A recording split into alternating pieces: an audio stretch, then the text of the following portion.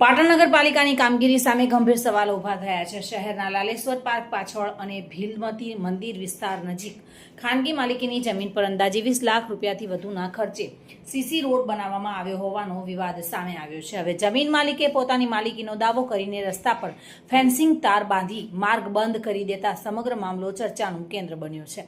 બીજી તરફ પાલિકાના ચીફ ઓફિસરે આક્ષેપોને નકારી રસ્તો વર્ષો જૂનો હોવાનું જણાવ્યું છે।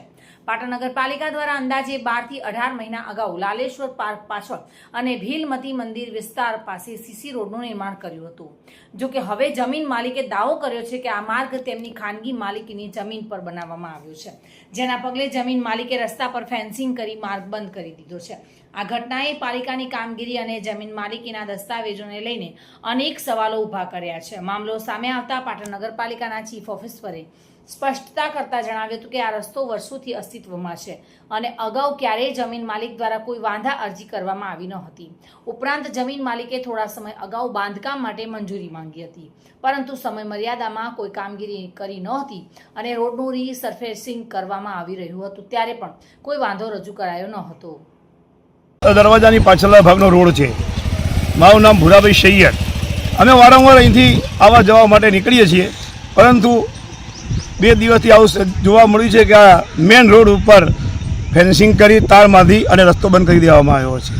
કેમ કરી દેવામાં આવ્યો છે એ અમને ખબર નથી, પરંતુ નગરપાલિકાને અમે કહેવા માંગીએ છીએ કે તાત્કાલિક ધોરણે રસ્તો બંધ કરે તો બિલ્ડરનું હોય અથવા તો નગરપાલિકાનું હોય એ અમને ખબર નથી, પરંતુ તાત્કાલિક ધોરણે જો નગરપાલિકાનો રોડ હોય તો આને ચાલુ કરવા માટે અમે માંગણી કરીએ છીએ। અને લોકોના હિત માટે અમારે દાખલા તરીકે નજીકમાં 4 રસ્તા હાઈવે ઉપર જવું હોય તો ઘણું બધું ફરીને જવું પડે છે, તો અમે આ નજીક થઈને અહીંથી અવર જવર કરીએ છીએ। અમને ઘણી મુશ્કેલીઓ પડે છે અને લોકોને પણ ઘણી મુશ્કેલીઓ પડે છે। તાત્કાલિક ધોરણે નગરપાલિકા આ રસ્તાનું નિરાકરણ લાવે કે જેનાથી કરીને લોકોને આવી મુશ્કેલીઓનો સામનો ના કરવો પડે। નામ છે તમારું અને કયો વિસ્તાર છે અને શું તકલીફો પડી રહી છે? મારું નામ કેતન પ્રજાપતિ છે।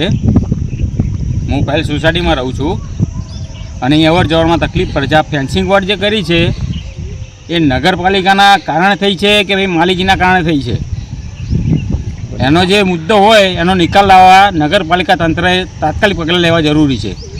હાલાકી એટલે બહુ પડે છે કે પબ્લિક કાલે 2 દિવસે બે માણસો નીચે પડી ગયેલા છે અને ફેન્સિંગ વોર્ડ બી તૂટી ગયેલી છે। લોકો અથડાયેલા બી છે અહીંયા। શું માગણી છે તમારી? બસ આ ફેન્સિંગ વોર્ડ હટાવવામાં રોડ ખુલ્લો કરી આપો। આ રસ્તો માલિકીની જગ્યામાં બનાવવામાં આવ્યો છે કે નહીં, વિવાદને પહેલાં હું એ કહેવા માંગીશ કે 2023માં કારોબારી સમિતિએ એક ઠરાવ કર્યો હતો અને અહીંયા આ રસ્તો બનાવવાનું નક્કી કરવામાં હતું। રસ્તો એટલે રોડ રીસર્ફેસિંગ કરવામાં આવ્યું હતું।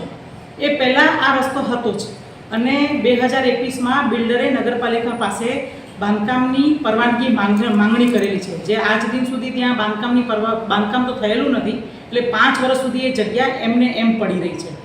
જ્યારે એને બાંધકામની પરવાનગી માંગી અને જ્યારે એને જમીન ખરીદી ત્યારે પણ એને રસ્તો પોતાની જગ્યા માપી અને નગરપાલિકાને જણાવવું જોઈતું હતું કે નગરપાલિકાનો રસ્તો છે।